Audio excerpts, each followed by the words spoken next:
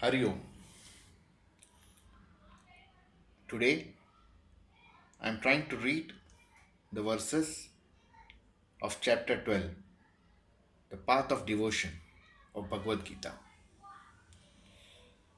Here I am referring to the Holy Gita written by Swami Chinmayananda.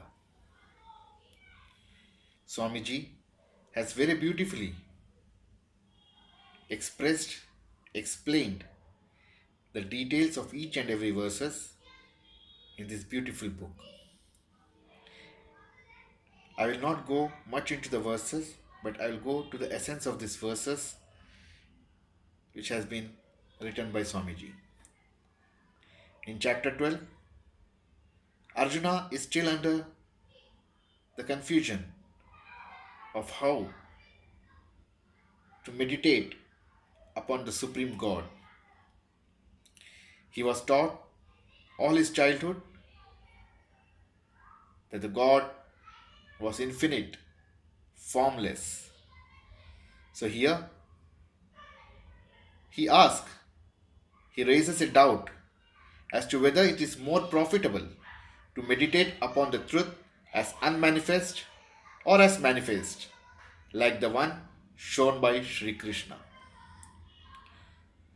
So in the first verse, Arjuna says, those devotees who ever steadfast thus worship you, and also those who worship the imperishable, the unmanifested, which of them are better versed in yoga? So he asks whether it's profitable. Profitable is not in the sense of the profits which we make commercially. Whether it's useful to worship the unmanifested, which is the Paramatma, or the manifested.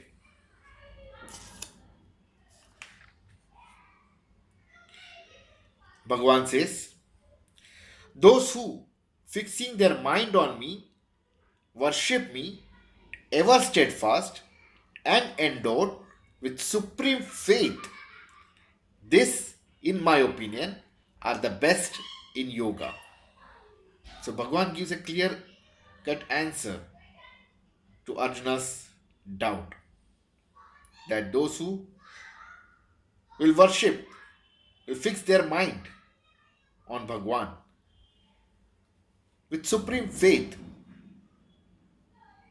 those, according to him, are the best in yoga.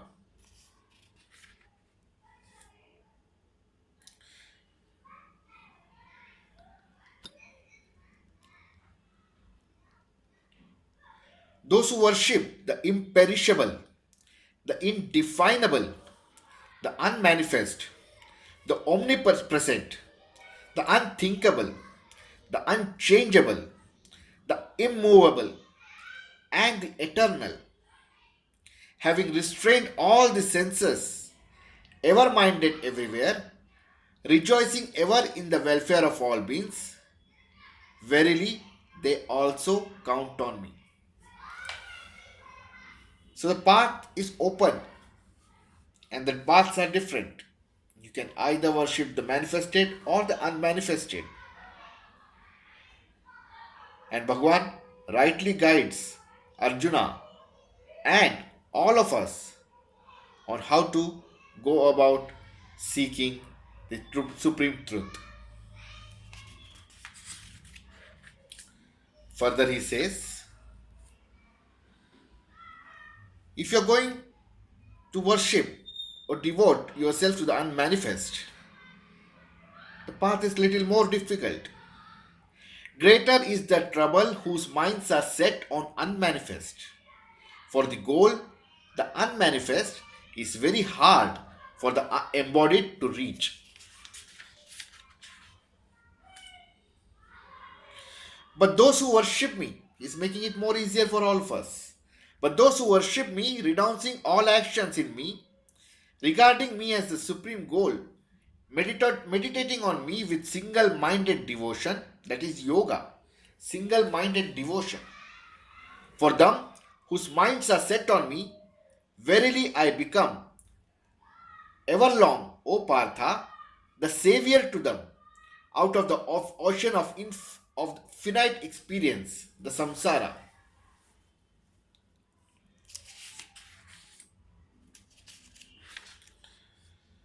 Fix your mind on me only. Place your intellect in me. Thereafter, you shall, no doubt, live in me alone. Then he says, this is the first option he has given on fixing his mind on him to seek the eternal truth, to merge with Paramatma. But still he says, because human mind is very, very difficult to control. So some people may not be able to dedicate themselves and think about Krishna. They might not be able to concentrate. They might not be able to place their intellect on Bhagavanta. For them, he says, if you are able to fix your mind steadily upon me, then by yoga of constant practice, so if you are unable to fix your mind steadily upon me, he says, if you are unable to fix your mind steadily upon me, then by yoga of constant practice, seek to reach me, O Dhananjaya. This also clearly makes it easy to understand that you can achieve the sense of belonging to the Supreme Truth only by constant practice. It may take ages, it may take various births, but the efforts or the efforts to go on that particular route has to continue. It cannot be just a days of practice, a month of practice, or momentary practice. It is a continuous process till the time the Atma meets the Paramatma. He further says, if you are unable even to practice Abhyasa Yoga, be your intent on performing actions for my sake. Even by doing actions for my sake, you shall attain perfection. That means, because of your work, because of your engagement, you are not able to do Abhyasa Yoga. You are not able to renounce the world. So all the actions you perform, dedicate it to the Supreme Bhagavanta, and that itself will help you to reach out to Him. Then he further says, if you are unable to do even this, then taking refuge in me, self-controlled, renounce the fruits of all actions. Detach yourself,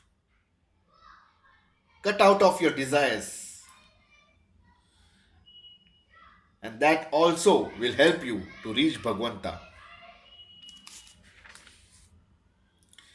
He says, knowledge is indeed better than practice. Meditation is better than knowledge. Renunciation of fruit of action is better than meditation. Peace immediately follows renunciation. So the best part is to have renounce all the worldly desires of all the sense organs and just dedicate yourself to the Supreme Lord, even while you are swimming in the ocean of samsara. He further says, he who hates no creature, who is friendly and compassionate to all, who is free from the attachment and egoism, balanced in pleasure and pain, and forgiving, ever content, steady in meditation, self-controlled, possessed of firm conviction, with mind and intellect dedicated to me, my devotee is dear to me. He by whom the world is not agitated, and who cannot be agitated by the world, who is freed from the joy, envy, fear, and anxiety. He is dear to me.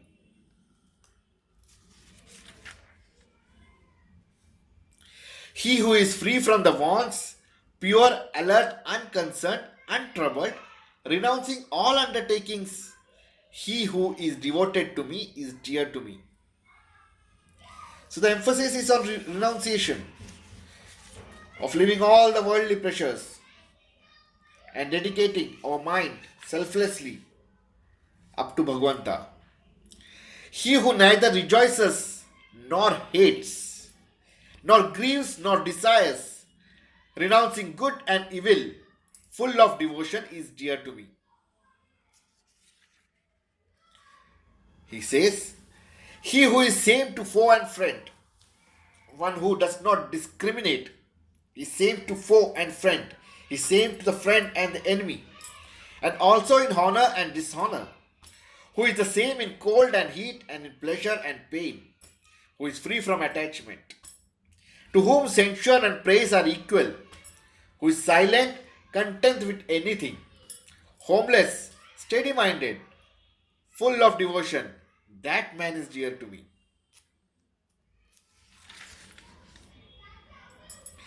They indeed who follows this immortal dharma, law of life, as described above, endowed with faith regarding me as their supreme goal, such devotees are exceedingly dear to me.